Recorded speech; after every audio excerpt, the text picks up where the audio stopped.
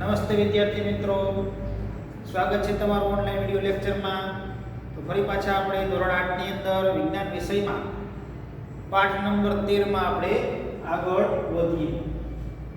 હવે ગયા વિડિયોની અંદર આપણે ધ્વનિ પાઠની શરૂઆત કરી હતી અને આપણે બધા શૈક્ષણિક મુદ્દાઓ વિશે વાત કરી હતી। એમાં વિગતવાર પહેલા મુદ્દાની આપણે વાત કરી કયો તો કે ધ્વનિ કેવી રીતે ઉત્પન્ન થાય છે, જેમાં આપણે ખ્યાલ મેળવ્યો તો કે કંપન દ્વારા ધ્વનિ ઉત્પન્ન થાય છે।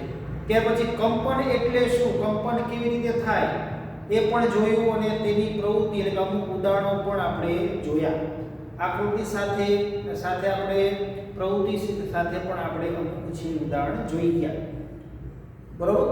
જેમાં આપણે કંપનની તમને વ્યાખ્યા આપણે કીધી હતી કે કંપન એટલે શું, કે કોઈ પણ પદાર્થ છે તેની આગળ પાછળની કે ઉપર નીચેની જે ઝડપી ગતિ છે તેને શું કહેવાય છે, કંપન કહેવાય છે, ને જેના દ્વારા ધ્વનિ ઉત્પન્ન થાય છે। ને એક વાત કરી કે કંપન એટલે કે ધ્રુજારી થાય તો અવાજ ઉત્પન્ન થાય, બરોબર છે। હવે પ્રવૃત્તિ જોતા જોતા આપણે છેલ્લે એક પ્રવૃત્તિ સંગીત વાદ્યની જોઈ હતી કે જેની અંદર ધ્વનિ ઉત્પન્ન થાય છે। જેમાં આપણે કયું સંગીત વાદ્ય બનાવ્યું હતું, પોલા નાળિયેરનું એકતાર। તો એકતારની અંદર જે તાર છે આપણે વીંટાળીએ છીએ, તારમાં ધ્રુજારી થાય છે એટલે કંપન થાય છે અને ધ્વનિ ઉત્પન્ન થાય છે, કે જે કાંઈ પણ એકતારો બને છે એમાંથી સૂર ઉત્પન્ન થાય છે। તો આવી જ રીતે આપણે સંગીતના બીજા ઘણા વાદ્યોની એક યાદી તૈયાર કરી છે, પણ એ જે સંગીત વાદ્ય છે એમાં જે ધ્વનિ ઉત્પન્ન થાય છે એ બધા વાદ્યની અંદર જે કંપન કરતો કયો ભાગ છે એ આપણે કહેવાનો છે। આપણે માની લો કે એક તારો બનાવ્યો, એની અંદર આપણે જે તારનો ઉપયોગ કર્યો તો ખેંચેલો તાર કે જેમાં કંપન થતો હતો એના કારણે ધ્વનિ ઉત્પન્ન થતો હતો। તો આ રીતે આપણે સંગીત વાદ્યની એક યાદી તૈયાર કરી છે, જેમાં 8 જેવા સંગીત વાદ્ય લખેલા છે। તો એમાં આપણે તમારે પણ સાથે સાથે ધ્યાન રાખવાનું છે અને આપણે કહેવાનું પણ છે કે કયા વાદ્યની અંદર કંપન કરતો કયો ભાગ છે જેના કારણે ધ્વનિ ઉત્પન્ન થાય છે, બરોબર છે। તો મેં તમને ત્રણ જે સંગીત વાદ્ય આપેલા છે એનો કંપન કરતો ભાગ તો આપેલો છે, છતાં પણ આપણે જોઈએ પહેલું વાદ્ય છે કે વીણા। આપણને ખબર છે કે સરસ્વતીમાં વીણા વગાડે છે, બરોબર। તો જે વીણા છે, જે સંગીત વાદ્ય, એમાં પણ શું હોય છે, ખેંચાયેલા તાર હોય છે, બરોબર। તો કંપન કરતો ભાગ કયો હોય, ખેંચાયેલો તાર।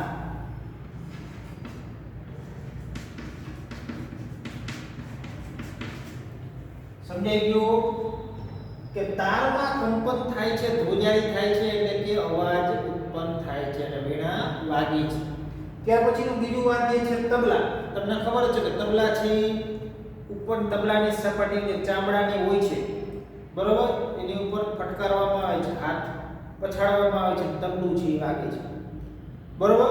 તબલાની અંદર શેનું કંપન થાય અને અવાજ ઉત્પન્ન થાય, તો ઉપરની ખેંચાયેલી સપાટી શેની હોય, ચામડાની બનેલી હોય છે। આપણે માત્ર લખવાનું કંપન શેનું થાય છે, ખેંચાયેલી સપાટી, ખેંચાયેલી સપાટી। ત્યાર પછી ત્રીજું વાદ્ય છે વાંસળી, બરોબર। તો વાંસળીમાં તમને ખ્યાલ છે, વાંસળી વગાડવી હોય તો આપણે માની લો કે એના મુખેથી હવા ફૂંકવી પડે, બરોબર, જેથી કરીને વાંસળી વાગે છે। તો જે કાંઈ પણ આ વાંસળીની અંદર શું આપણે ફૂંકીએ છીએ, હવા ફૂંકીએ છીએ, બરોબર, એટલે કે હવાના સ્તંભ દ્વારા છે વાંસળી વાગે છે। તો કંપન શેનું થાય, હવાનું થાય છે, કંપન કરતો ભાગ હવાનો સ્તંભ, બરોબર। ત્યાર પછી વાયોલિન, એ પણ તમને ખ્યાલ જ છે, વાયોલિન જે વગાડીએ છીએ એમાં પણ શું હોય છે, ખેંચાયેલા તાર હોય છે, તણાયેલા તાર, બરોબર। કે તારની અંદર કંપન થાય ત્યારે એ વાયોલિન વાગે છે અને આપણને અવાજ સંભળાય છે, તો એમાં પણ શું થશે, ખેંચાયેલો તાર।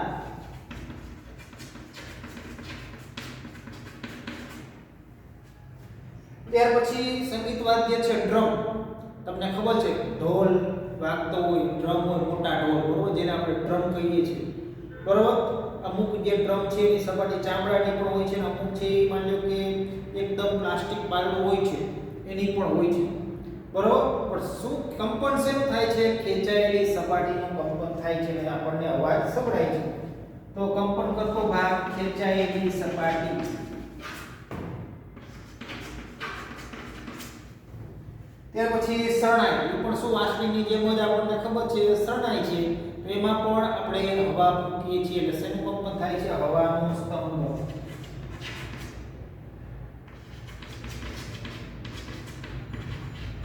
હવાનું સ્તંભ. ત્યાર પછી ઘંટ. ઘંટ છે, ઘંટડી છે, બરોબર. તો આપણને ખ્યાલ છે ઘંટ છે શેનો બનેલો હોય છે? ધાતુનો બનેલો હોય છે, બરોબર. તો એમાં પણ શેનું કંપન થાય? ધાતુનું કંપન થાય છે, બરોબર. ધાતુની અંદર ધ્રુજારી થાય છે, બરોબર. જે કાંઈ પણ પતરાનો ભાગ છે એની અંદર ધ્રુજારી થાય જેના કારણે તે ધ્રુજે છે.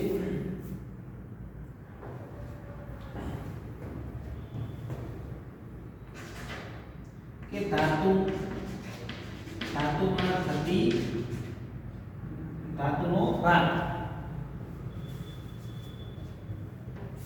કે ધાતુના પતરાનો ભાગ, બરોબર. આ રીતે ધાતુની અંદર ધ્રુજારી થવાથી ઘંટ છે એ વાગે છે. ત્યાર પછી હાર્મોનિયમ, બરોબર. આપણે પેટી કહીએ, હાર્મોનિયમ વગાડતા હોય એમાંથી સૂર નીકળે છે સા રે ગ મ પ દ ની સા, બરોબર.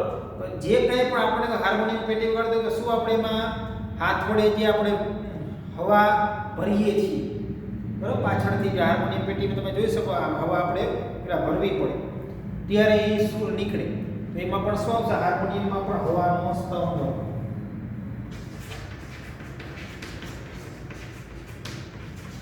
તો આ રીતે કોઈ પણ સંગીત વાદ્ય વાગે છે પણ એની અંદર કંપન થાય તો જ ધ્વનિ છે એ સંભળાય છે, બરોબર. કોઈ પણ સંગીત વાદ્ય એમને વાગતું નથી. તો આ રીતે તમે કોઈ પણ સંગીત વાદ્યની તમે જેટલા સંગીત વાદ્ય બધાની યાદી તૈયાર કરી એમાં કંપન કરતો કયો ભાગ છે જેના કારણે ધ્વનિ ઉત્પન્ન થાય છે તમે બનાવી શકો છો, જાતે તૈયાર કરી શકો છો, બરોબર. હવે તમને ખ્યાલ આવી ગયો હશે કે આ રીતે કંપન થાય તો જ ધ્વનિ ઉત્પન્ન થાય. હવે તમે જુઓ આ સિવાય પણ તમે સંગીતના વાદ્યો માની લો કે માણ છે, મંજીરા છે, હાર્મોનિયમ છે, બરોબર. આ બધા જે કંઈ પણ સંગીત વાદ્યો છે તમે જોયેલા હશે. તમે ઘણા બધા કાર્યક્રમોની અંદર ખાસ કરીને તબલા છે, મંજીરા છે, હાર્મોનિયમ છે તો અવારનવાર જોતા હશો. શરણાઈ છે, ઢોલ છે કે જેની અંદર કંપન એટલે કે ધ્રુજારી થાય અને એ વાગે છે. હવે એમાં તમે જુઓ તો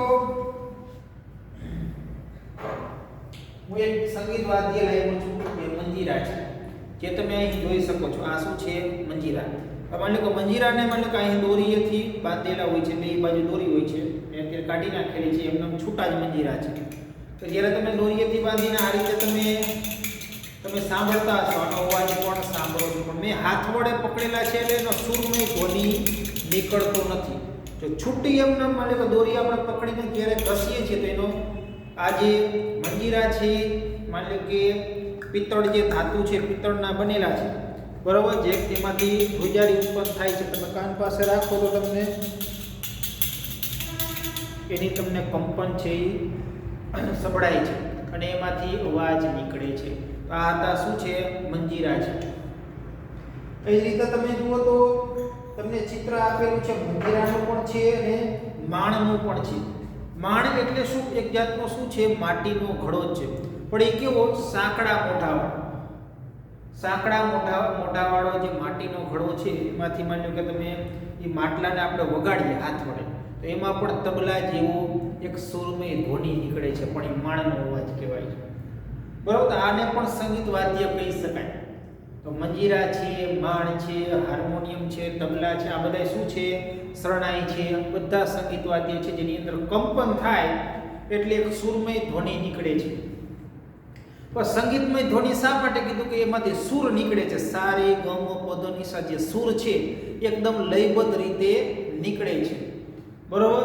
અને જે કંઈ પણ તાલથી એકદમ જે સૂર નીકળતા હોય અને વાગતું હોય, જેને આપણને સાંભળવું ખૂબ જ ગમે, કર્ણપ્રિય હોય છે, જેથી કરીને આપણે એને સંગીતમય ધ્વનિ, સુરમય ધ્વનિ કહીએ છીએ.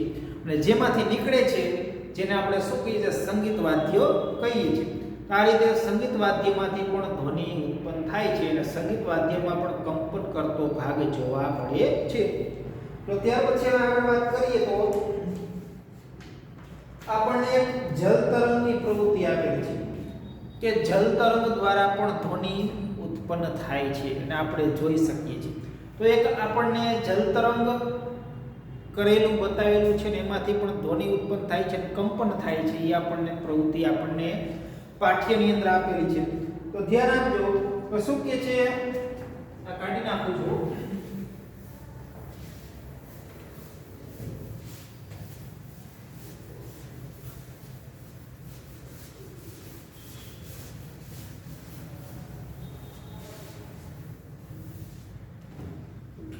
માનો કે 6 થી 7 તમે ગ્લાસ લ્યો, માનો કે 6 જેવા ગ્લાસ હું લઉં છું, કોઈ પણ ધાતુના છે, કાચના છે.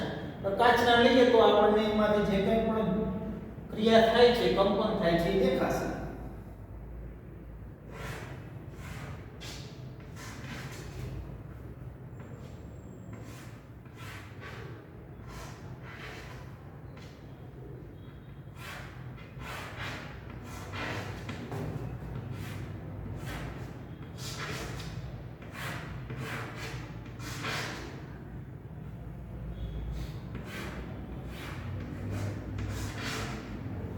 અહીં માનો કે 6 મેં ગ્લાસ લીધા છે, તો 6 ગ્લાસની અંદર હું પાણી નાખું છું. બધાની અંદર ક્રમ બાય ક્રમ ચડતા ક્રમમાં પાણીની સપાટી એ રીતે રાખું છું.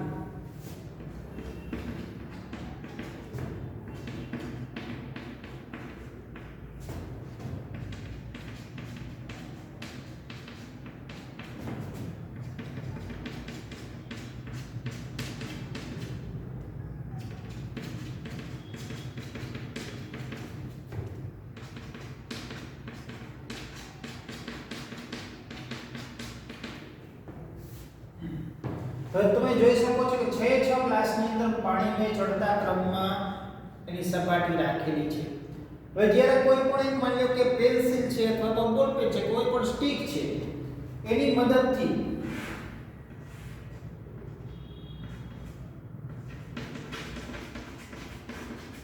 પેન્સિલની મદદથી માની લો કે હું ક્રમ બાય ક્રમ એક પછી એક ગ્લાસ ઉપર પ્રહાર કરતો જાઉં, ક્રમ બાય પહેલું, બીજું, ત્રીજું, ચોથું, પાંચમું, છઠ્ઠું, ક્રમ બાય ક્રમ જ્યારે હું ગ્લાસ ઉપર જ્યારે ફટકારતો જાઉં, તો જે કંઈ પણ આપણને જે ગ્લાસ છે, બરોબર, કે ધાતુનો છે, કાચનો છે, એમાંથી આપણને એના કંપન છે, એનો કંપન સંભળાય પણ છે અને ગ્લાસની અંદર આપણને દેખાશે કે પણ ખરું. ધ્રુજારી પણ કંપનની પાણીમાં જોવા મળશે, બરોબર. પણ જે કંઈ પણ આપણે પાણીની સપાટી અલગ અલગ હોવાથી બધાની અંદર જે કંપનનો ધ્વનિ છે એ આપણને અલગ અલગ સંભળાય છે અને આપણને સુરમય સંભળાય છે. જેથી કરીને પાણીની અંદર જે તરંગ સર્જાય છે, જલ તરંગ, અને એમાંથી જે ધ્વનિ ઉત્પન્ન થાય છે, આ આપણને ધ્વનિ છે એ જલ તરંગનો ધ્વનિ એક આપણને સુરમય સંભળાય છે. તો આ આપણું એક બનાવેલું જલ તરંગ કહેવાય છે. આ તમે ઘરે પણ કરી શકો છો, તમારી જાતે પણ કરી શકો અને એક જલ તરંગ તૈયાર કરી શકો છો. સાવ સહેલું છે. આપણે થોડા ગ્લાસ લીધા છે, બધાની અંદર પાણી ભરેલું છે, પણ એ પાણીની સપાટી ચડતા ક્રમમાં રાખેલી છે. ત્યાર પછી આપણે કોઈ પણ પેન્સિલ, બોલ પેન અથવા કોઈ પણ સ્ટિકથી આપણે એને ફટકારતા જઈએ છીએ ક્રમમાં, જેથી કરીને આપણું જલ તરંગ તૈયાર થાય છે, જોવા મળે છે અને આપણને જલ તરંગનો એકદમ સુરમય ધ્વનિ સંભળાય છે, બરોબર. આ હતી જલ તરંગની વાત. હવે આપણે અહીં બધા સંગીત વાદ્યોની ચર્ચા કરી. તો જે કંઈ પણ આપણા મનમાં ખ્યાલ આવ્યો કે જે કંઈ પણ આપણે સંગીત વાદ્યોની જે યાદી તૈયાર કરી, એમાંથી જે કંપન કરતો ભાગ હતો, તો એ જે ધ્વનિ છે એ કંપન કરતો ભાગનો જ છે કે માત્ર આખા વાદ્યનો છે? તો માની લો કે આપણે જે વાયોલિન છે કે સિતાર છે, એમાં જે ખેંચાયેલો તાર છે તો એ કંપન કરતો તાર છે એ તારનો ધ્વનિ કહેવાય કે આખા સિતારનો ધ્વનિ કહેવાય? તો જે કાંઈ પણ ધ્વનિ ઉત્પન્ન થાય છે કોઈ પણ વાદ્ય હોય આખા વાદ્યનો જ ધ્વનિ કહી શકાય. એવું નહીં કે ખેંચાયેલા તારનો ધ્વનિ છે, ખેંચાયેલી સપાટીનો ધ્વનિ છે, હવાના સ્તંભનો ધ્વનિ છે. જે કાંઈ પણ ધ્વનિ ઉત્પન્ન થાય છે જે વાદ્યમાંથી એ આખા વાદ્યનો જ ધ્વનિ કહી શકાય. બરોબર છે? ખાસ યાદ રાખવાનું છે કે જે કંઈ પણ સંગીત વાદ્ય છે એ જે કોઈ પણ કંપન કરતો ભાગ હોય પણ એ ધ્વનિ છે આખા વાદ્યનો જ કહી શકાય. બરોબર? કંપન કરતા ભાગનો એકનો કહી શકાય નહીં. બરોબર છે? ત્યાર પછી વાત કરીએ તો કે જ્યારે આપણે બોલીએ છીએ, બરોબર ને, આપણું કોઈ સાંભળે છે તો આપણા શરીરની અંદર શું એવું કંપન થાય છે, શું ધ્રુજે છે જેથી કરીને આપણામાંથી અવાજ નીકળે છે, ધ્વનિ નીકળે છે? આપણા મનની અંદર પ્રશ્ન થાય છે. બરોબર? તો એના વિશે આપણે ખ્યાલ મેળવવાનો છે કે આપણા મુખની અંદરથી, બરોબર, જે અવાજ નીકળે છે પણ એમાં કંપન શું થાય છે જેથી કરીને આપણને અવાજ છે એ સંભળાય છે. બરોબર? ત્યાર પછી આવે છે મનુષ્ય દ્વારા ઉત્પન્ન થતો ધ્વનિ. તો જોઈએ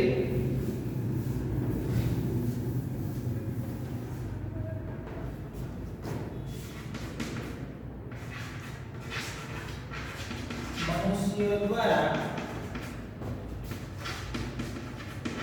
ઉત્પન્ન થતો ધ્વનિ.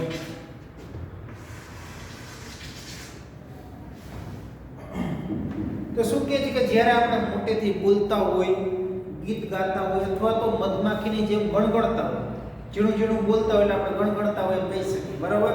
અથવા તો કોઈ પણ સુરમય ગીત ગાતા હોય, બરાબર, અથવા તો ચીસો પાડતા હોય, તો જે કંઈ પણ આ અવાજ છે આપણા શરીરમાંથી નીકળે છે તો આપણા મનમાં એવો ખ્યાલ આવવો જોઈએ કે આપણા શરીરની અંદરથી જે કંઈ પણ અવાજ નીકળ્યો એ શેના કારણે નીકળ્યો હશે? કે કંપન કંઈ પણ વસ્તુ કરતી હશે એમાંથી જ ધ્વનિ બહાર આવ્યો હશે.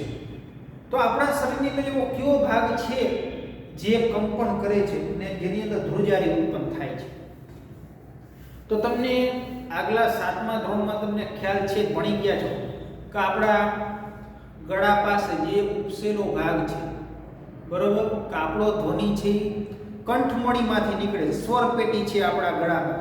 આપણા ગળામાં તમે જે ઉપસેલો ભાગ તમે જોઈ શકો છો એ શું છે? કંઠમણી, જેને સ્વર પેટી કહેવાય. પણ એ સ્વર પેટીની અંદર એવું શું છે કે જેની અંદર કંપન થાય છે અને અવાજ નીકળે છે? બરોબર? સૌથી પહેલો પ્રશ્ન આપણે કર્યો કે સ્વર પેટી કોને કહે છે, કંઠમણી કોને કહે છે? તો આપણા ગળામાં જે વચ્ચે ઉપસેલો ભાગ છે, કઠણ ભાગ તમે જોઈ શકો છો, બરોબર, તમારા ગળામાં પણ છે, દરેકના ગળા પાસે. તો જેને શું કહેવાય? કંઠમણી અથવા તો સ્વર પેટી કહેવાય. તો આ જે સ્વર પેટીની અંદર શું હોય છે? પાતળા સ્વર તંતુઓ રહેલા છે.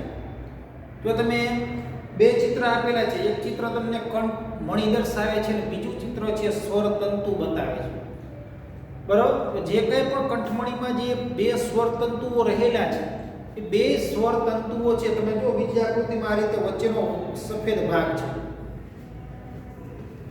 તમે જોઈ શકો. અને પેલો છે ચિત્ર આપણા મુખનું ચિત્ર છે, અહીં મુખ છે.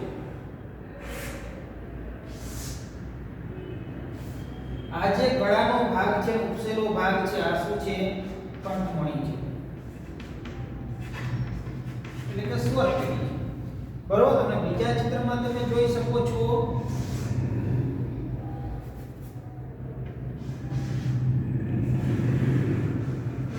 આ રીતે ભાગ આપેલો છે. તો તમે વચ્ચોવચ્ચ તમે જુઓ તો આ રીતે તિરાડ આપેલી છે, આજુબાજુ આપેલા છે સ્વર તંતુ.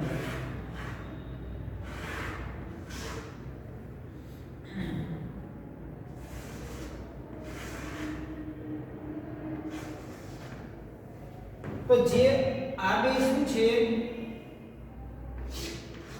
સ્વર તંતુ.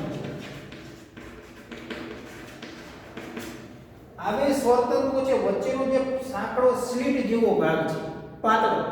બે સ્વરતંતુઓની વચ્ચેની જે સાંકડી જે સ્લિટ છે એની વચ્ચેથી જે હવાની અવરજવર થાય છે, બરાબર, એની વચ્ચે જે હવાની અવરજવર થાય છે, આ જે સ્વરતંતુઓ છે એ ધ્રુજે છે, કંપન થાય છે, જે ધ્વનિ બહાર નીકળે છે એ મનુષ્ય દ્વારા ઉત્પન્ન થતો ધ્વનિ છે, બરાબર. કે જે કંઈ પણ ધ્વનિ છે સ્વરપેટીમાંથી ઉત્પન્ન થાય છે, પણ સ્વરપેટીની અંદર રહેલા સ્વરતંતુઓના કંપન દ્વારા ધ્વનિ ઉત્પન્ન થાય છે. અને જે કંઈ પણ આ સાંકડી સ્લિટની અંદર હવાની અવરજવર શેના દ્વારા થાય છે? ફેફસા દ્વારા. આપણા શરીરના જે ફેફસા છે, બરોબર, માની લો કે તમને ખબર જ છે શ્વાસોશ્વાસની ક્રિયા થાય છે, આપણે હવા લઈએ છીએ, બરોબર, ઓક્સિજન છે, કાર્બન ડાયોક્સાઇડ જે વાયુ બહાર કાઢીએ છીએ, એ જે હવાની અવરજવર જે આપણે કંઠમણીની અંદર જે બે સ્વરતંતુઓની જે એકદમ વચ્ચે પાતળી સ્લિટ આવેલી છે એની અંદર જે હવાની અવરજવર થવાના કારણે જે આજુબાજુના રહેલા જે સ્વરતંતુઓ છે એમાં ધ્રુજારી થવાથી એ અવાજ છે ઉત્પન્ન થાય છે અને આપણે બોલી શકીએ છીએ, બરોબર.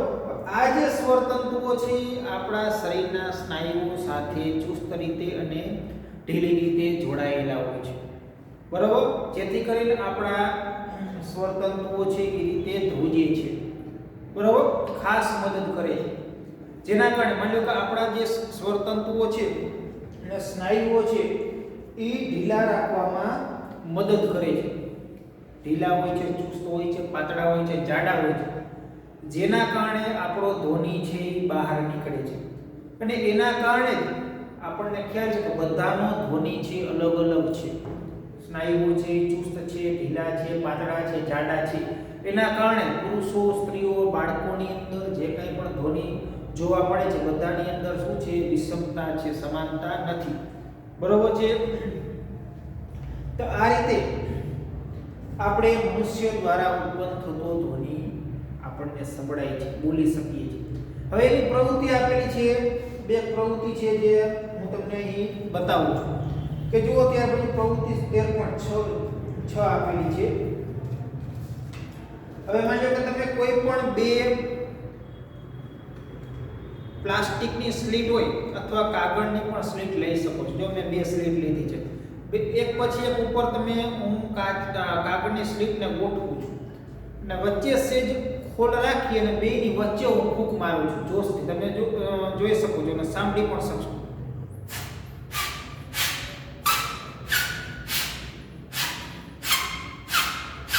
સંભળાય છે? જો નજીકથી જ બતાવું છું. તો આ રીતે જે કંઈ પણ આપણા સ્વરતંતુઓ જે કંઈ પણ ધ્રુજીએ છીએ અને જે હવા આપણે ફૂંકીએ છીએ, તો જે કંઈ પણ આ બે કાગળની વચ્ચેની જે કાગળની ધ્રુજારી છે, હવાના સ્તંભની ધ્રુજારી, તો જે કંઈ પણ અવાજ ઉત્પન્ન થાય છે એ જે કંઈ પણ આપણા ગળામાંથી નીકળતી જે હવાનો સ્તંભ છે અને એના કારણે જે ધ્રુજારી ઉત્પન્ન થાય છે, બરોબર, એ રીતે આપણે આમાં અવાજ સાંભળી શકીએ છીએ, બરોબર છે. હવાના સ્તંભ મારફતે જે કંઈ પણ કાગળની ધ્રુજારી થવાના કારણે અવાજ ઉત્પન્ન થાય છે. એ જ રીતે બીજી પણ કાગળની સ્લીટ છે, તમે જોઈ શકો આ રીતે મેં વાળેલી છે, વચ્ચે આ રીતે કાપેલું છે. ચિત્રમાં પણ તમે જોઈ શકો છો આ રીતે મુખ પાસે રાખી અને જોશથી આપણે હવા ફૂંકવાથી આ જ રીતે અવાજ આવે છે.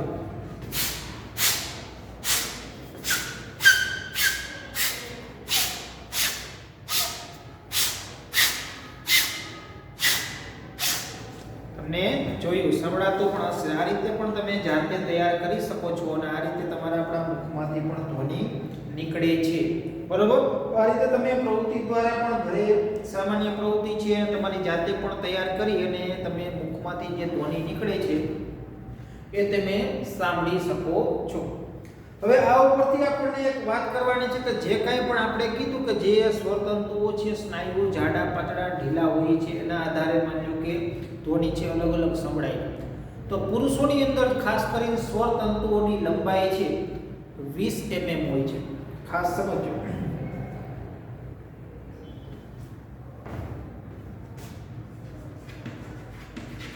પુરુષોમાં સ્વર તંતુઓ 20 mm હોય છે અને સ્ત્રીઓમાં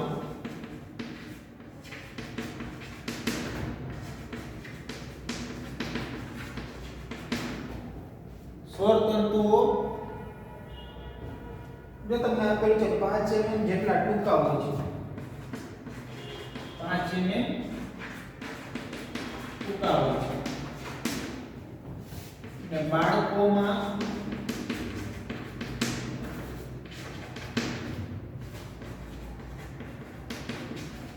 સ્વર તંતુઓ સાવ નાના છે